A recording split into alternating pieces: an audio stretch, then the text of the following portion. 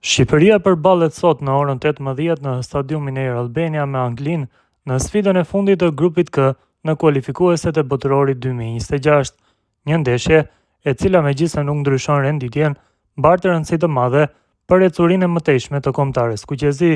Dueli i sotëm që starton rreth orës 18 do të shërbejë si një provë gjenerale përpara fazës së play-offit që luhet në muajin mars, aty ku Kuqezin synojnë të sigurojnë një vend historik në fazën finale të Kupës së Botës.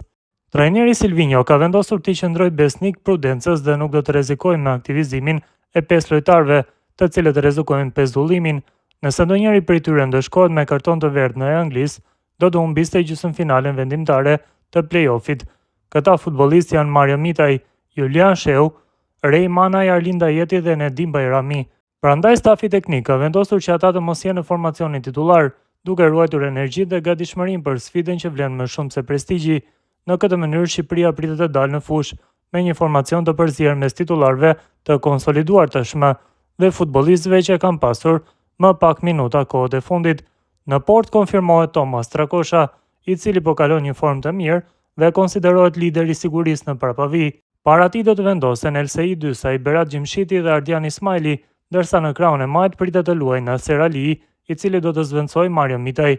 Mesfusha përbëhet nga Qazim Laçi, Kristian Aslani dhe njëri mes dy yjeve të Leçes, Ylber Ramadani apo Medon Berisha, sipas zgjedhjeve teknike të Silvinhos. Ajo që duket e sigurt është se trajneri kërkon stabilitet dhe qetësi në ndërtimin e lojës, ndonse përballë është një skuadër e një niveli tjetër si Anglia, e cila kryeson grupin me pikë të plota dhe pas një gol të pësuar. Në sulm Armando Broja pritet të jetë pika e referencës si për t'i dhënë besim pas atyre lotëve të derdhur nga loja e dobët që ylli Kuqezi zhvilloi në Andorra.